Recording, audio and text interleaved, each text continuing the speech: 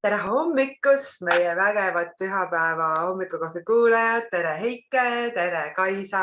Tšau, tšau. Tere hommikust! Tere, tere, tere! Täna on meil 75. hommikukohvi. Kui sa oled meid tulnud kuulama ja vaatama, siis ütle meile tere hommikust ja ütle meile, kust kohast sa meid kuulad vaatad. Täna on imeline päev hommikukohviks. Ei ole väga kuum ilm, on selline mõnus võtta aeg iseendale, kuulata, mis me räägime ja meil on nii vägev külaline. Te kindlasti tahate kuulda kõike, mida Kaisa räägib. Hästi inspireeriv ja kindlasti teie jaoks ka väga palju piire nihutav, nii et hakkame kuulama. Küsime enne kohvi joomise kohta, on ju? Ja ennem veel, kui kuulama hakkame, siis ma ütlen kuulajatele, et vajutasid alt seda jaga nuppu ja pane see live kohe jagama enda Facebooki seinale, et sinu sõbrad tuttavad saaksid meiega ühineda ja kuulata meid. Ja jah, nii ongi.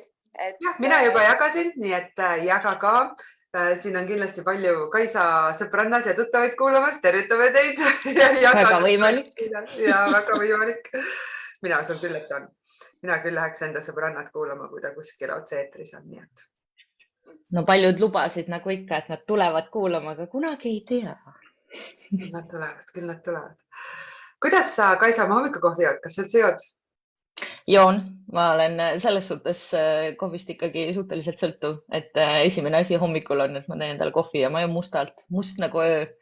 Et kunagi ammu oli see väga sükene piimane ja suhkrune kohvi, aga ma arvan, et mingid viimased vähemalt 5 aastat peale seda, kui ma korra Iirimaal ära käisin, siis ma ei näinud mustalt. Mis see Iirimaa muutis siis su kohvi maitses? Mitte midagi erilist, lihtsalt kuidagi enda maitse mingist hetkest muutus, et võib-olla see oli see iirlaste joodav must tee, mida nad joovad alati suhkru ja piimaga, et siis tundus, et nagu selle balansseerimiseks peab vahepeal kohvi mustalt jooma, muidu saab veits suhkru üledoosi. Aga otseselt mingit erilist põhjust pole. Mul on seal üks väga armas sõbranna Anna, kes on ise barista ja kui ma nüüd mõtlen, et võib-olla see võis ka olla natukene tema mõjutus sellepärast, et tihtilugu öeldakse, et kui sa jood kõiki neid lattesid ja cappuccinosid palju piima ja suhkruga, siis sa rikud kohvi maitse ära. Nii et ma mäletan, ma sain vastu päid ja jalgu kogu aeg tegest, et miks ma joon mingit imalat lörri, kui ma võiks juua nagu päriselt siis seda kohvi, millel on nagu maitse. Väga põnev. Heike, kuidas sina Kaisat tunned? Jaa, tegelikult ma võiks öelda, et läbi tänulikkuse. Et Kaisa on minu raamatu Tänulikkus sinu õnnevõti kujundaja ja meie teed ristusid tänu juhusele, aga ma olen väga-väga tänulik, et see juhtus sellepärast, et raamatul on nimeline kujundus ja meie koostöö sujus kuidagi väga hästi, et minu arust isegi kui ma ei eksi, me saime isegi juba teise proovi korraga selle kõik paika, et Kaisa kohe teadis, mis ma tahtsin ja oli nagu väga hea klapp selles osas, et jah, niimoodi mina Kaisat teangi sellest ajast. Mulle alati meeldib, kuidas kliendid arvavad, et ma juba lugesin nende mõtteid, et see on nagu mingi maagia, mis lihtsalt juhtub. Võib-olla on ka, võib-olla ma olen lihtsalt ise nii harjunud sellega, aga minu jaoks see töö, mis Heike mulle andis ja need pildid, mis ta mulle andis, et seda raamatut nagu kujundada, oli tegelikult see inspiratsioon. Et see ei olnudki nagu väga palju vaja, et ma kuidagi oma peas visualiseerisin juba, kes see Heike on, kuigi me ei olnud teda kunagi näinud selle raamatu põhjal. Ja mulle hullult meeldib see, et see meie kokkusaamine oli selline hästi ootamatu, hästi kiire, kohe oli vaja, sellepärast, et reaalselt vist 3 või 4 päeva hiljem oli see treki tähtaeg ja siis oli nagu väike paanika oli õhus, et kas üldse saab valmis või ei saa valmis. Et Heike tuli lihtsalt, terve raamat, trükitähtaeg on 3 päeva hiljem, kas saab teha, et ma sain soovituse, ma olin, et okei, et mul on küll mõned asjad teha, aga projekt endast põnemas, et okei, no proovime, et teeme siis ära, et selliseid mulle tegelikult väga nagu meeldib ennast tihtilugu väikse pinge alla panna, sest mulle tundub, et ma töötan paremini väikese pinge all, kui siis, kui aega on hästi palju. Et kui sul on pinge peale, siis mulle tundub, et see aju mul töötab kuidagi teistmoodi, et ta kuidagi kohe nagu veri jõuab õigetesse kohtadesse ja head ideed tulevad niimoodi ja siis sa nagu kuidagi paned kõik selle alla, et see on niisugune nagu all in või sihuke 100% fookuses olemise nagu aeg, et mida tihtilugu siis just ei teki, kui tead, et aega on hästi palju, siis kuidagi nagu mõtted ujuvad ja ei jõua kunagi sinna sellesse õigesse kohta või tekib liiga palju häid mõtteid, et Eike puhul mul lihtsalt vedas, et see, mis minu visioon oli ka lõpuks tema visioon ja et me saame nagu kahekesi koos kuidagi need selles osas nagu väga hästi nagu jutule. Et see ei ole alati nagu alati reegliks, et klientidega niimoodi läheb, aga Eike puhul jah, kuidagi kohe tekkis see klapp, et mul oli nagu ülihea meel.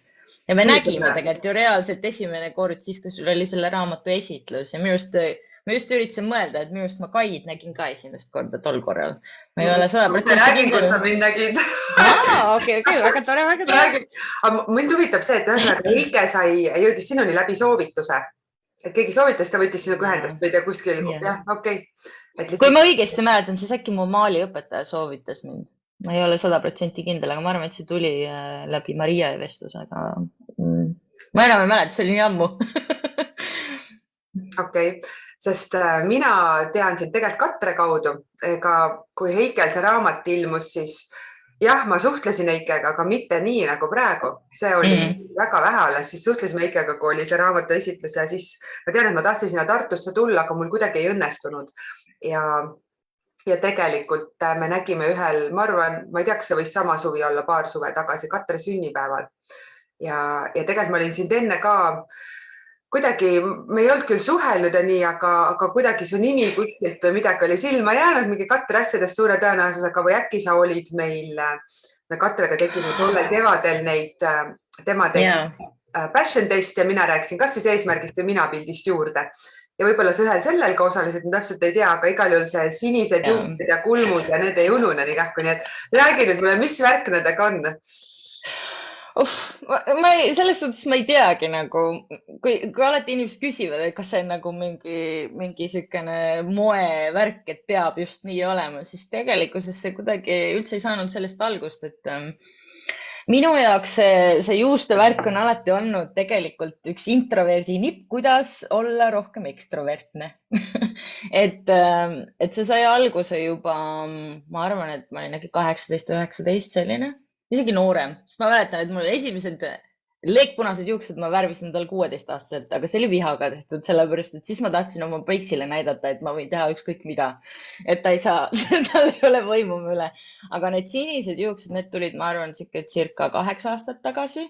Enne seda mul olid juuksed lillad, siis mul on blond, mul on pruuni pea, ma olen olnud väga palju erinevaid värve. Ja miks ma seda tegema hakkasin, oligi see, et ma ise pean ennast üsna introvertseks inimeseks ja mulle väga ei meeldi inimestele läheneda. Et see on natukene siuke nipp, mida ma õpetan kõikidele introvertile, kui sul on nagu väga efektne välimus või riided või mingi aksessuaar, mis paistab teistele inimestele silma, siis tihtilugu nad lähenevad sulle ise. Et mul sellega pole kunagi probleemi olnud, et inimestega rääkida erinevatel teemadel või siis nagu vestlusesse laskuda. Aga mulle väga ei meeldi seda esimest sammu teha, et ma pigem nagu olen kuskil taganurgas müürilillekene ja ootan, et teised nagu algataksid. Ja see juustevärk nagu kuidagi minu jaoks lahendas selle probleemi hästi lihtsalt ära, et siis nagu paljudel inimestel tekkis kohe küsimusi, miks just nii. Ja see on ka hea teema, millest alati rääkida, sest juuksed on kõigil. Ja paljude jaoks selline eneseväljendus, selline nii silmatorkav eneseväljendus on ka midagi, mida nad võib-olla tahaksid teha, aga väga ei julge teha, et siis ma ise tunnen kuidagi, et ma võib-olla inspireerin ka inimesi. Ja kolmas asi, mis ma selle kohta öelda tahan, on see, et iga kord, kui ma oma juuksevärvi vahetanud olen või stiili vahetanud olen, siis ma pean kõike muud ka muutma, et see hoiab mind mõnes mõttes kogu aeg liikumises, et ma ei saa olla selline seisev vesi. Et kui ma olen blond, siis ma pean kõigile tõestama, et ma ei ole rumal näiteks, on ju, sest sellega tekivad mingid stereotüübid, kui olen siniste juustega, siis inimesed vaatavad, aha, mingi hipster tuleb siin, on ju, et noh, mis ta ka oskab või teeb, on ju. Ja need sinised kulmud tulid lihtsalt puhtalt sellest, ma vaatasin just välismaist Grimmi sarja või Grimmi tegijate sarja, kus nad siis tegid erinevaid nii-öelda ma ei saa öelda kujundusi, aga nagu grimme erinevate inimeste, see on nagu võistlus. Ja siis seal oli üks hästi vahva tüdruk, kellel olid ka värvilised juuksed ja siis ma vaatasin, et tal olid ka kulmud tehtud sama värvi nagu juuksevärvi, juba hästi sobis. Ma mõtlesin, okei, et ma proovin. Ja ma ei olnud ka alguses selline, kes oleks käinud niisama nagu väljas, et sinised kulmud ringi nagu tavainimeste hulgas, vaid ma tegin seda nii-öelda efektsemat meiki siis, kui ma laval käisin. Et ma nagu võtsin seda alguses rohkem nagu kui enda lavapersona osa.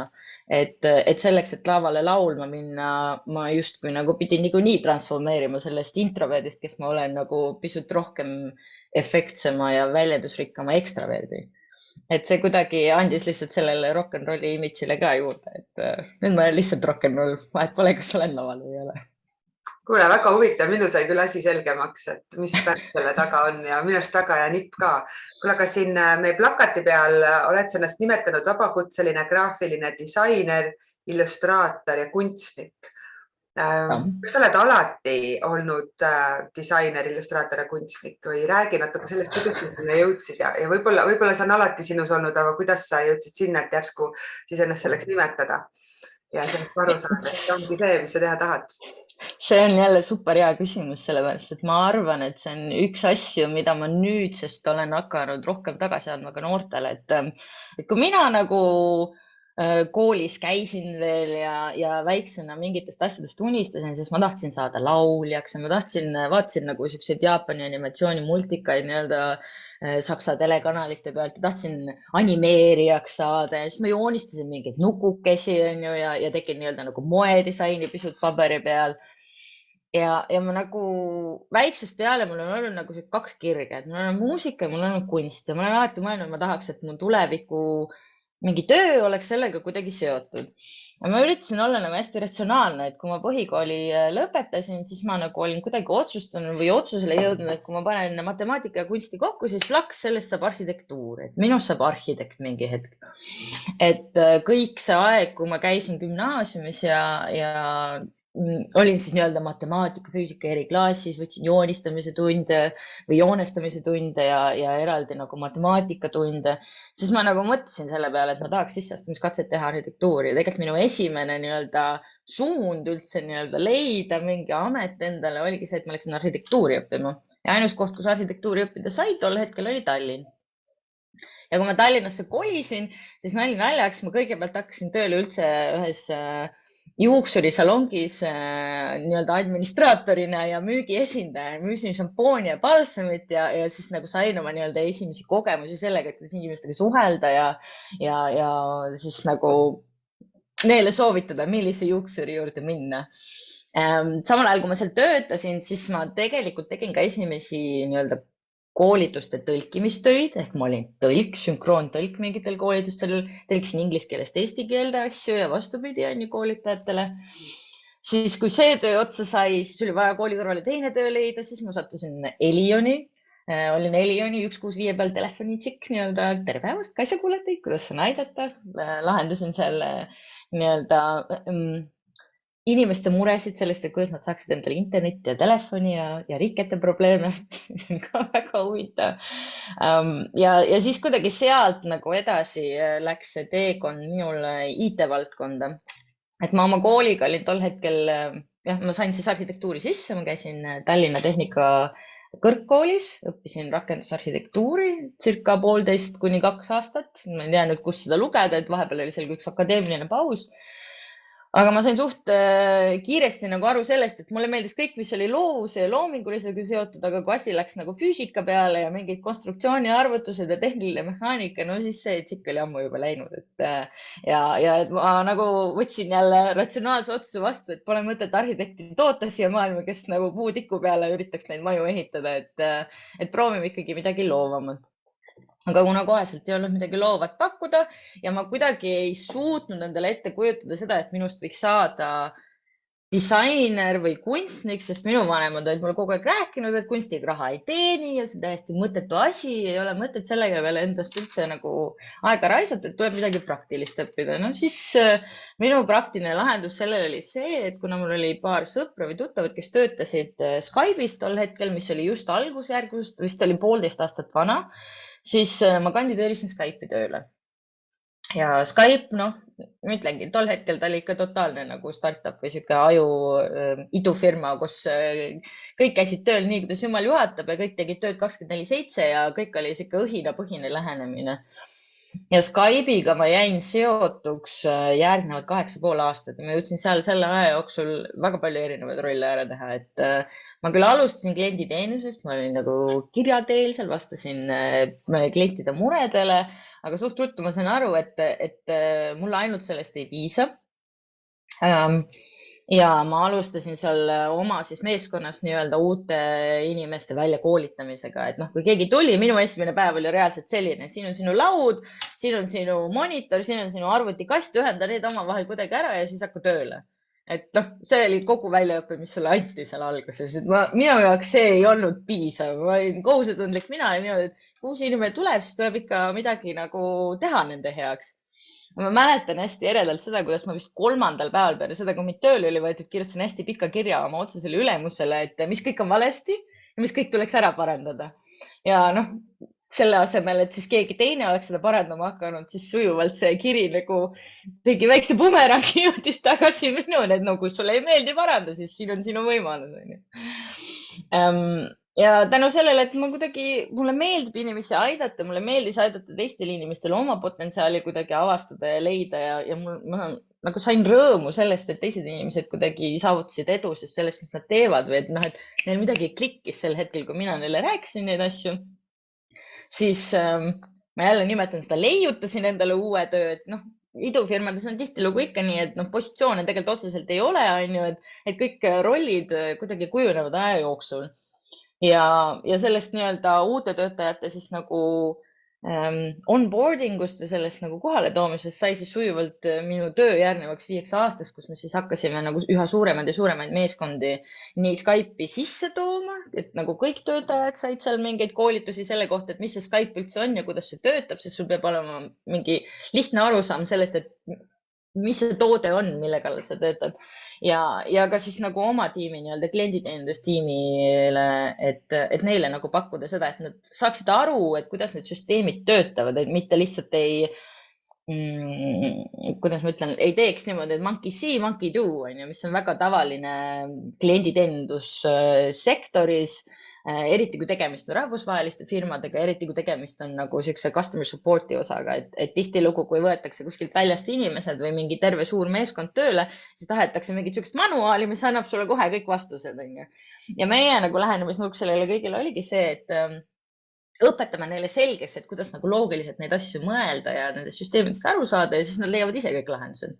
Et nagu väestada neid siis selle teadmiste ja pagasiga, mis mul oli. Ja kuna tol hetkel Skype'is ei olnud midagi sellist, siis sai minust ka juhuslikult kirjanik, et me hakkasime nagu kõiki neid asju kirja panema ja koolitusmaterjale looma ja enne kui ma nagu Skype'ist sealt klienditeenindusosakonnast välja liikusin, ma just mäletan seda, et meil oli mingid tooted, kus projektijuhid alati vahetused või tootejuhid vahetusid.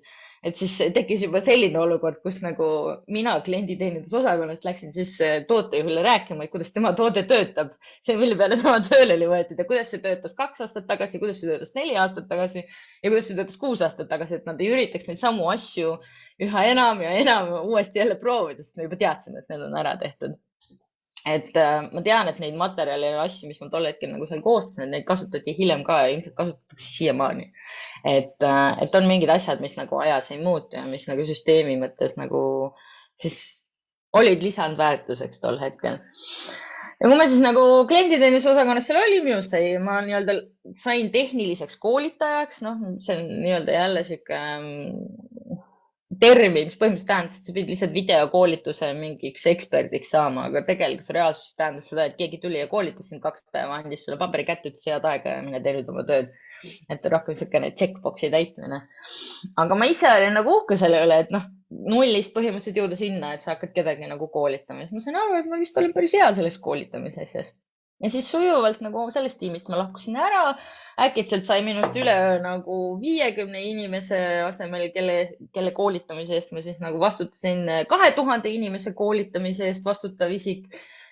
ma ei osanud üldse nende arvudega nagu arvestada, et me hakkasime nagu selle asemel, et ise koolitada, ma siis nagu koordineerisin seda, et kõik koolitajad jooksid õigeks ajaks õigesse kohta ja koolitatavad samamoodi.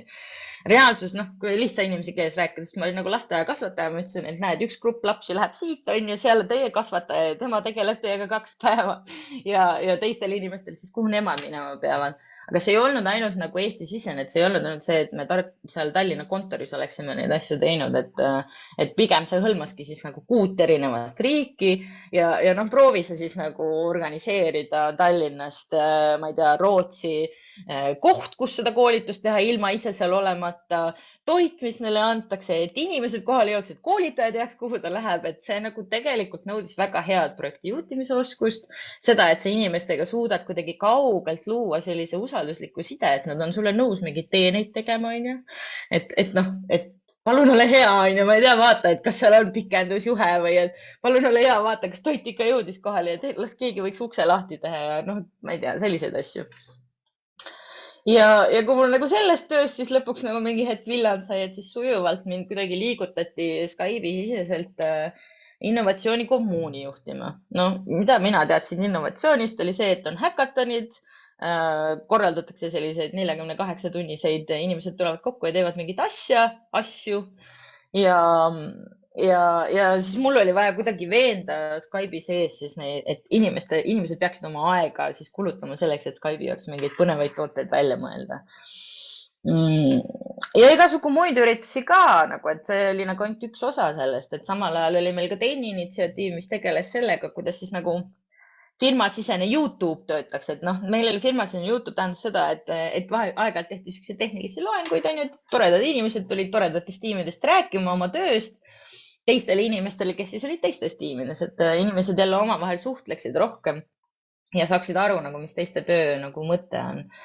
Et ka siis seda initsiatiivi teha, et nagu kõiki neid asju organiseerides sai nagu väga selgeks see, et noh, et okei, et siin on vaja organiseerida üritusi, on vaja teha mingeid asju, aga mis võib-olla kõige olulisemaks või muutmamaks asjaks minu jaoks muutus oligi see, et tegelikkuses mulle meeldis kõige rohkem see osa, kus ma sain kujundada mingeid asju, kus ma sain koolitusmaterjale kujundada või ma sain ürituse jaoks mingit visuaalset identiteeti välja mõelda või sain videotöötlust teha, et kõik sellised nagu loomingulised tegevused alati nagu haarasid mu tähelepanu, et ma ei olnud seda nagu varem võib-olla nii palju tähele pannud. Ja olgugi, et ma üritasin nagu Skype'i sees sinna disainiosakonda saada, siis ma mäletan, et tol hetkel, kui mulle öeldi, et no väga tore, et tee siis nagu proovitöö ära, siis ma kuidagi nagu ise jooksin lukku ja ei teinudki lõpuks seda tööd ära. Ütlesin, et tööd on palju ja ma ei jaksa ja ei tea, ei tule välja. Sel ajal, kui ma üldse Skype'is nagu töötasin, ma tegelikult üritasin teist korda veel ülikooli minna. Ma läksin EKA Avatud Akadeemiasse graafilist disaini õppima või tol hetkel see vist oli mingi kujutav graafika või midagi sellist või kujundusgraafika, ma ei teagi täpselt, mis see eriala nimi oli.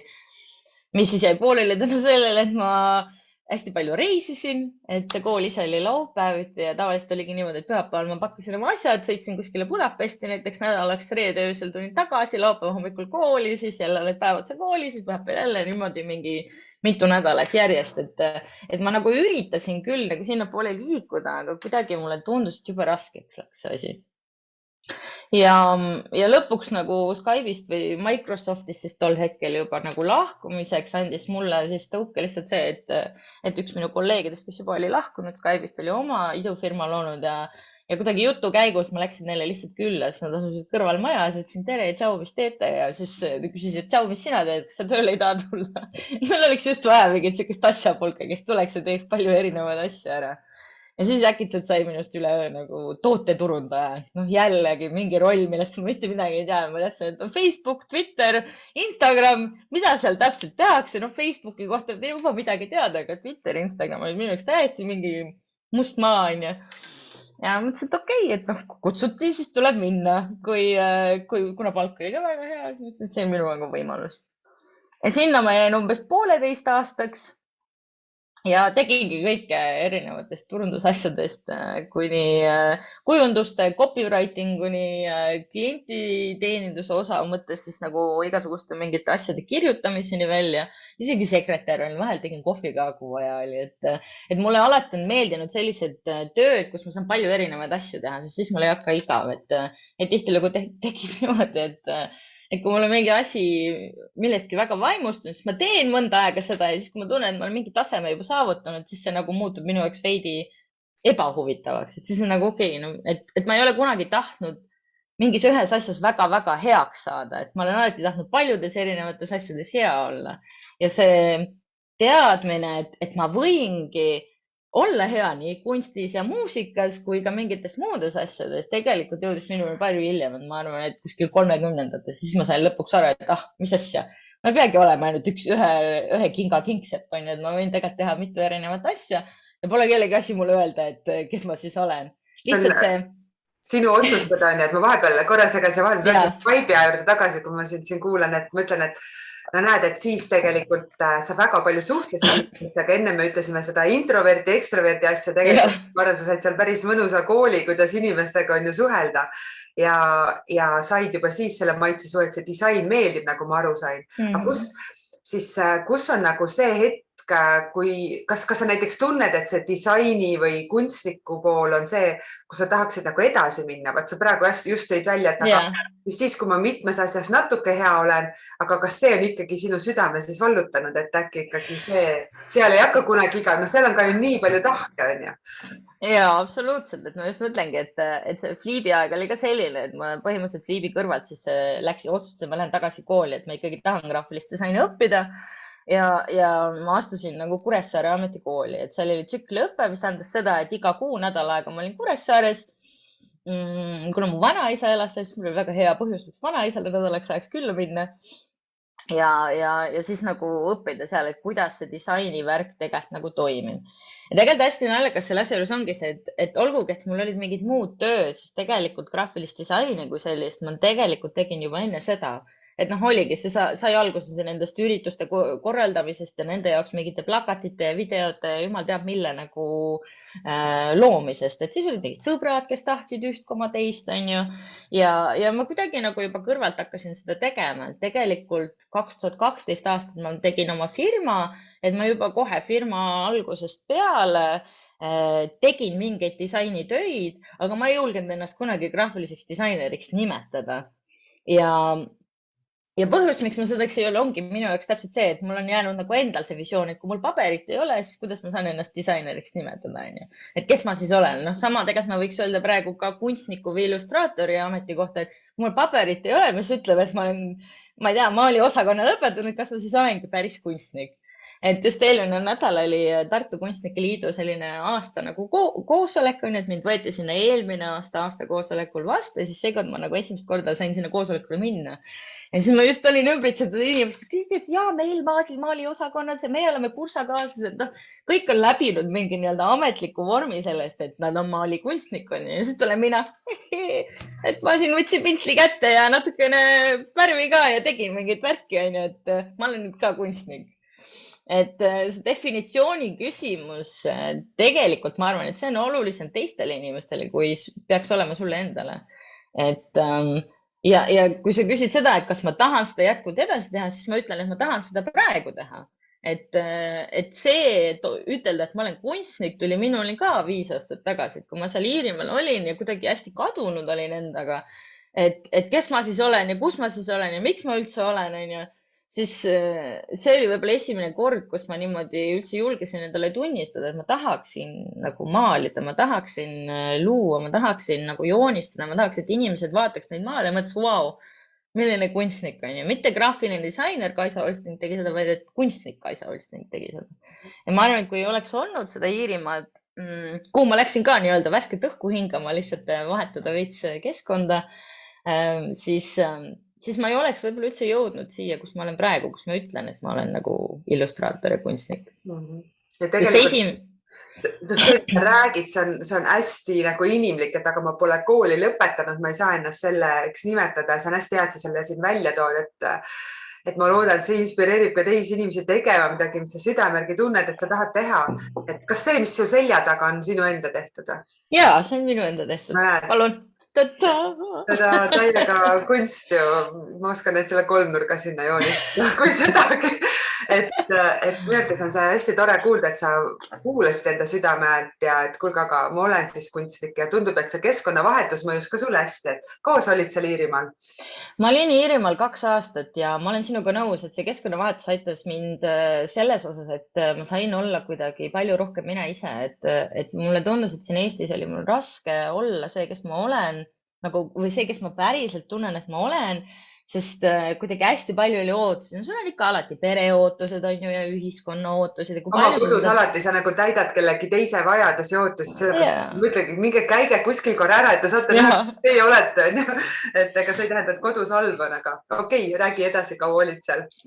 Et jah, et seal eemal olles mul kuidagi, kõige lihtsamalt öeldes, ma nagu lõikasin kõiki need juhtmed läbi, nagu, mis mind tegelikult nagu hoidsid siin Eestis või millega ma seotud olin siin Eestis. Ja kui sa võtad tegelikult kõrvalt ära need inimesed, kes siin nagu igapäevaselt kõige rohkem mõjutavad, siis tegelikult annab see hästi palju nagu vaikust ja ruumi sul päriselt mõelda neid mõtteid, mida sa päriselt tahad mõelda. Et mõnes mõttes see isolatsioonis olemine või üksi olemine on üli oluline. Et ma enne seda pigem kartsin üksi olla, sest peale nagu seda Iirimaal käiku ma väga naudin üksi olemist. Just nimelt sellepärast, et siis ma tean, et ma kuulan nagu päriselt iseennast. Ja Iirimaal selles suhtes oli mul ka palju erinevaid asju, et seal kuidagi ootamatult sattusin ma ühte agentuuri või modelliagentuuri juuksemodelliks, tegin isegi ühe pesumodelli catwalki mingi shows kaasa, mis oli väga põnev, mida ma oleks kunagi julgenud teha. Ja seal siis põhimõtteliselt olid ka minu esimesed näitused, kunstinäitused. Ma seal nagu esimest korda siis maalisin valmis ühe maaliseeria, et okei, kui need maalid juba valmis on, näitame siis neid ka kuskil. Ja sellest tegelikult saigi nagu päris siuke põnev nagu rollercoaster alguse, et ühest näitusest sai järgmine näitus, siis ma juba sain seal kohalike kunstnikega, leidsin nagu selle oma nii-öelda kommuuni või kogukonna, kuhu kuuluda, kes siis nagu veel rohkem toetasid seda visiooni, et ma võiksin olla nagu kunstnik.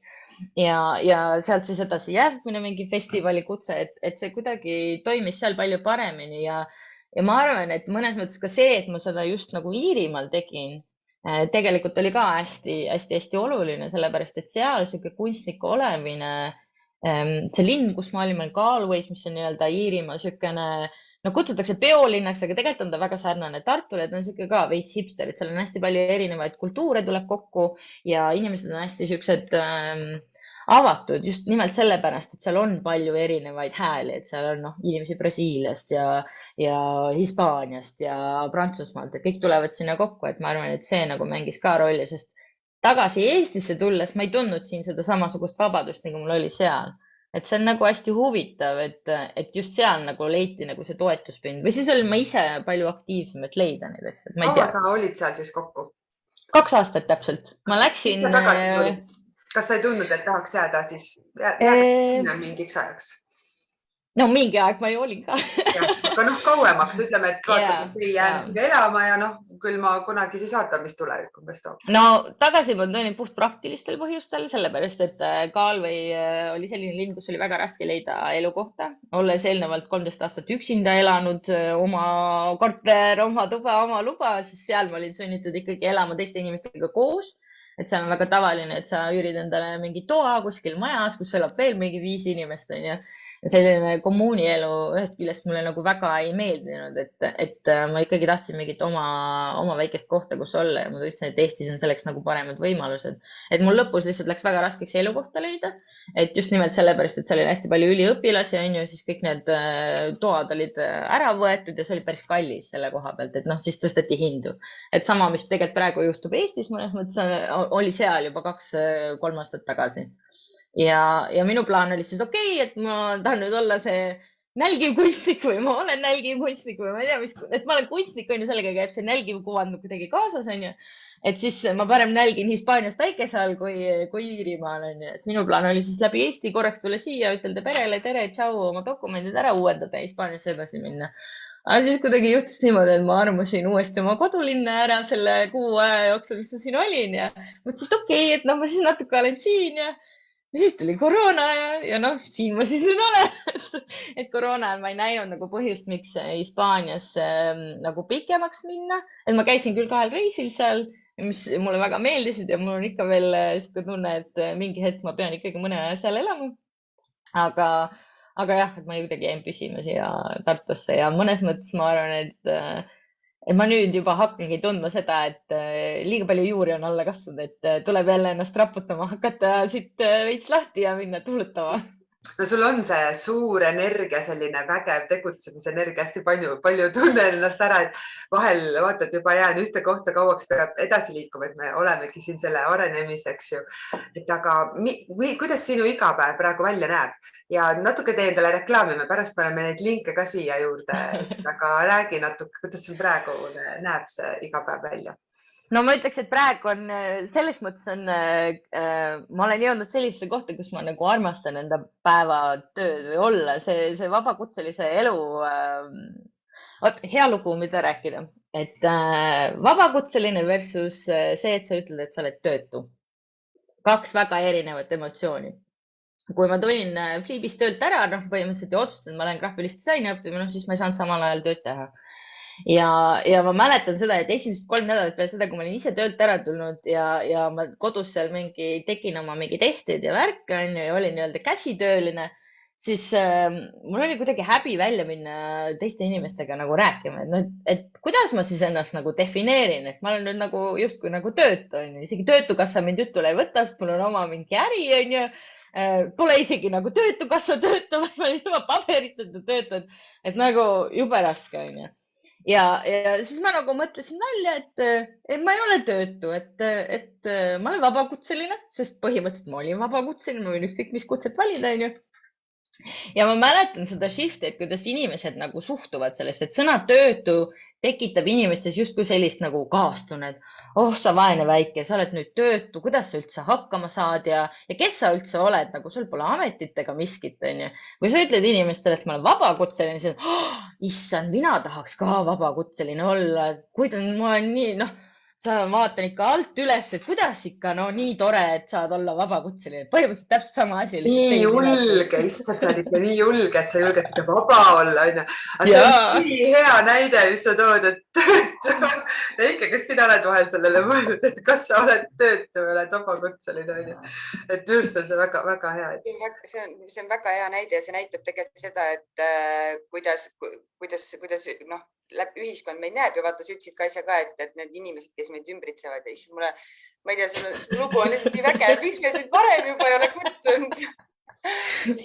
Võib-olla kommenteeriks just selle defineerimise ja ameti poolest, et minul kusjuures on sarnane lugu, et mina olin 16-aastane, kui ma läksin lillepoodi tööle, ma mäletan, mul isa organiseeris mul kuskil tuttava juurde lillepoodi tööle mind. Hakkasin seal vaikselt õppima, eks ju, ja ma olin ka töötanud juba 10 aastat lillepoes ja siis ma otsustasin, et ma lähen räpin aianduskooli, et mul on seda paberit vaja. Ja ma käisin seal 1 aasta ja siis ma mõtlesin, et nagu milleks, et milleks mul seda vaja on ja ma tulin sealt ära, et ma otsustasin, et mul ei ole seda vaja, et kui ma ise tean, kes ma olen, et siis mul ei ole vaja seda paberit, et teistele tõestada.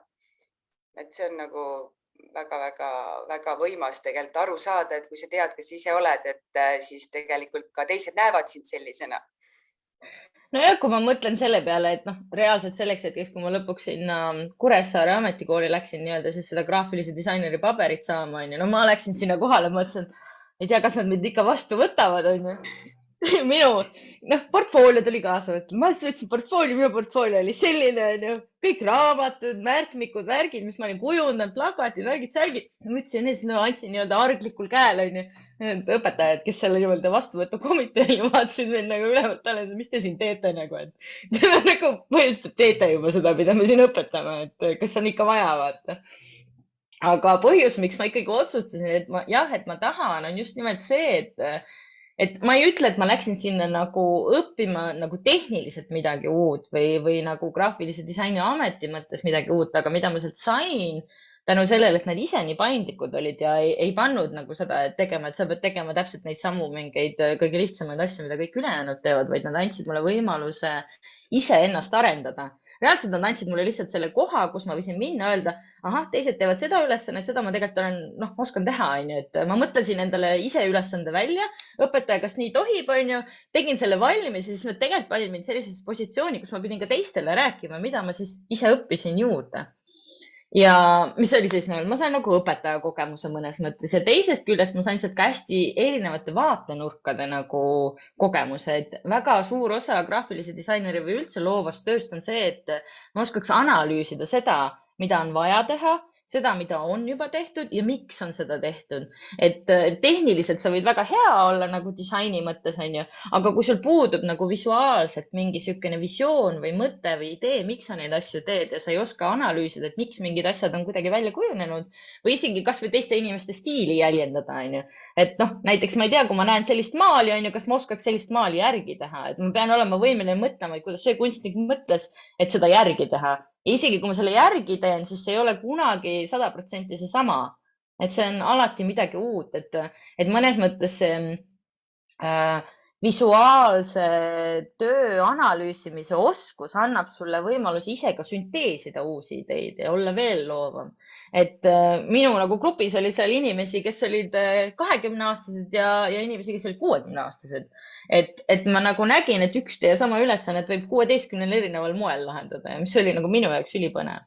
Et kui ma sealt lõpuks nagu ära tulin, et minu pagas ei olnud mitte see, et ma sain nüüd nagu tehniliselt väga heaks, vaid pigem just see, et ma sain nagu paljusid uusi ideid ja teadmise, et ma võin õppida omadel tingimustel, et mida ma arvan, et ma ülikoolist ei oleks saanud. Seega mina nagu olen alati nüüd, olles ise kutsekooli lõpetanud ja oma ülikooli paberid öelnud inimestele, et sa pead ise nagu aru saama, missugune koolisüsteem sul kõige paremini sobib.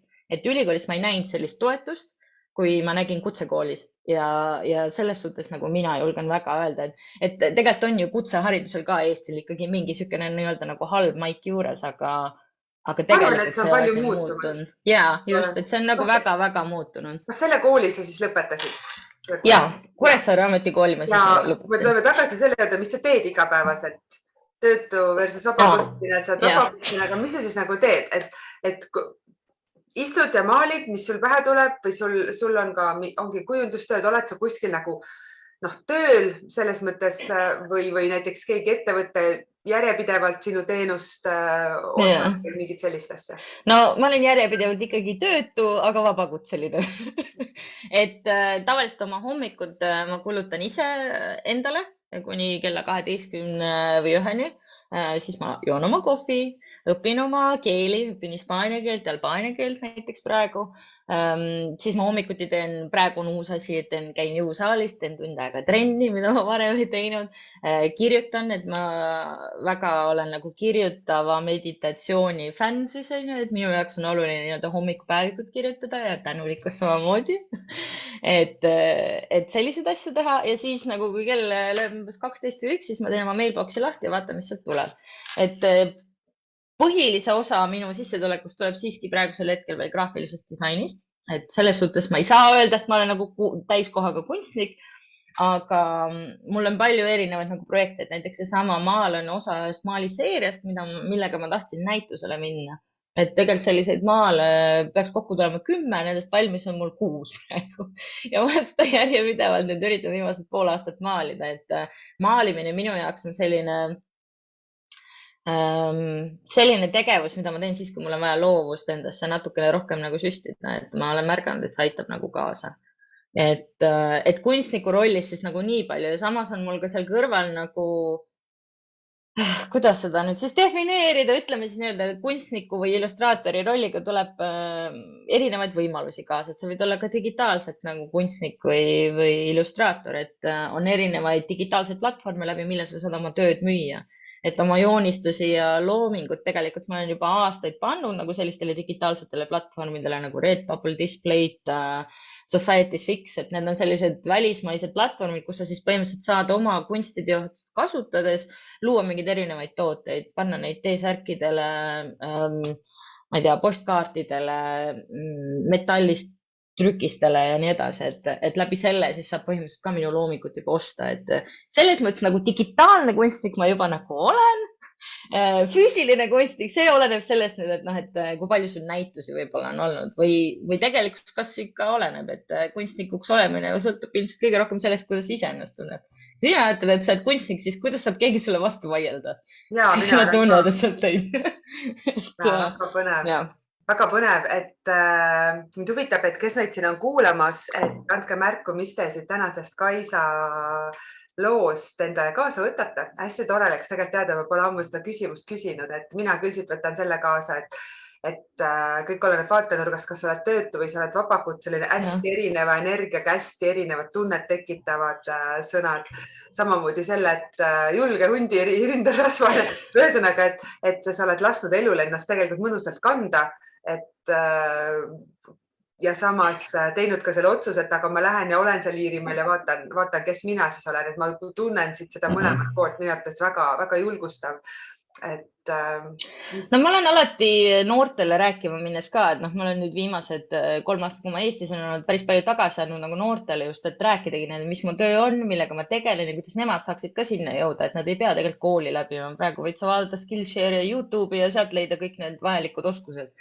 Et pigem on asi initsiatiivis ja selles, kas sa märkad neid võimalusi, mis sulle on antud. Et Skype'is olles ma oleks võinud lihtsalt koolitada, ma ei oleks pidanud seal kujundama või mida iganes tegema, aga see, et ma nagu ise valisin neid asju teha, ma märkasin, et see on mulle võimalus. Tegelikult ju see aitas nagu juhtida mind tagasi sellele suunale, et see ei olnud mu hinges kuskile kadunud, et ma ise ikkagi teadlikult kogu aeg valisin midagi teha, mis oleks seotud selle loova alaga. Et ma just ütleks teistele ka, et see õppimine tegutsedes, see on nagu see kõige olulisem punkt. Ühesõnaga, me kuulete südamed, oled sa võitnud, issand, kui äge naine sa oled. Mina muidugi palju oma emotsiooni, ma ei tea, kuidas sa seda. Liike, mis sina siit kaasa võtad? Ja mina võtan ilmselt selle kaasa, mis mulle jäi kõige rohkem kõlama, on see, et sa võid olla ükskõik, kes sa tahad. Et ära lase teistel ennast mõjutada või ära lase ühiskonnale ja kui vaja, siis mine korraks eemale, ole üksinda. Saa selgust, kes sa oled, mis sa teha tahad ja siis tule tagasi. Et mina võtan selle tänasest hommikust kaasa, et sa võid olla ükskõik, kes sa ise tahad. Kui sina otsustad, et sa oled vabakutseline kunstnik, siis sa oled ja nii on. No võib-olla vabakutseliseks arstiks ei tasuks hakata, kui sul just arsti teadmisi pole, aga mine tea. Mine tea, jah. Ma arvan, et see kõik on ikkagi selle järgi, et kui midagi väga soovime, siis me saame seda teha ja uurime välja ja õpime tegelikult. Ega koolis võib samamoodi käia, kui sa tunned, et see on see, kus sa õpid. Tähtis ongi, et sa ise tunned, et seda ma nüüd tahan teha ja seda ma hästi sinu puhul kuulen. Mis me lõpus Eike küsime? Tuleta sina, sul tuleb see parem. Lõpuküsimus sulle, mis on sinu igapäevased 1-2 harjumust, mida sa kindlasti teed, mis aitavad sul siis hoida seda mõnusat vaibi, mis sus praegu sees on? No praegusel hetkel on see kindlasti need 1-2 asja, mis ma alati teen praegu ongi, ma käin oma selle jõusalliringi läbi ja ma teen oma hispaania keele ja albaania keele tunnid ära. Et need on raudpolt minu hommikuvarustuses sees. Kõik ülejäänud asjad on kuidagi jooksvat aja jooksul vaheldunud, et aasta tagasi oli seal keeleõppe oli küll olemas, aga näiteks ma tegin iga hommik rohkem nagu hommikupäevikut või tegelesin mingi loova ülesandega.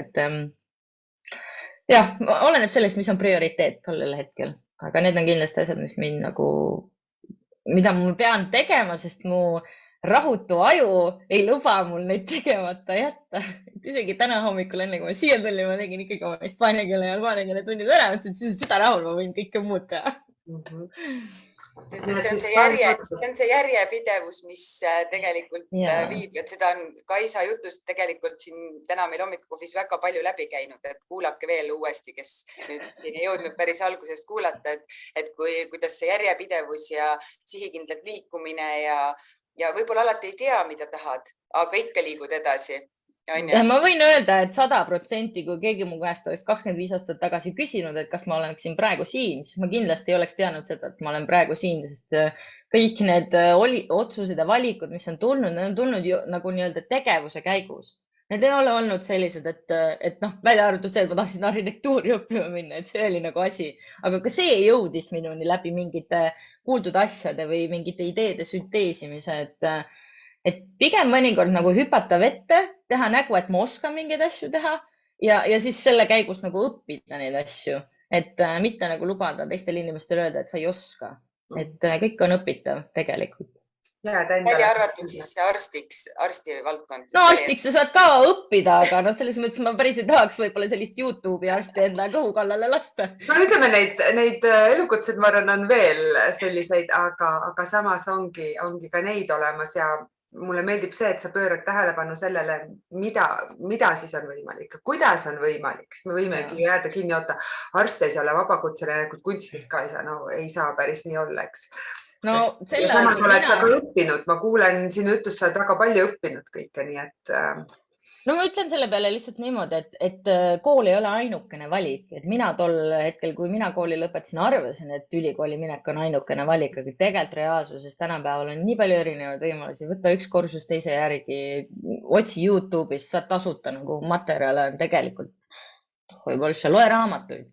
Sealt tuleb kõik see teadmine, et midagi ei juhtu niisama, et ikkagi ise peab ka vastuseid otsima, et vastused ei tule niisama. Nii, keegi nüüd soovib saada teada, milline on su käekiri. Me näeme seda pilti seal su taga, aga ta otsib endale mingit kujundujat, keda iganes, graafilist disainerit. Kus ta näeb su töid? Me paneme lingid ka siia, aga ütled. Ja, no ühesõnaga minu portfoolio leiab sellised lehed nagu sülf.ee. See on ülikeeruline, ma pean kirjutama teile pärast, aga sülf on õhuhaldes. Kas Y-ku ka või? Ja, sylph.ee. Sealt leiab mu graafilise disaini portfoolio. Ja kes tahab mu kunstiga kursis olla, see peab otsima üles internetist artbysylph.com.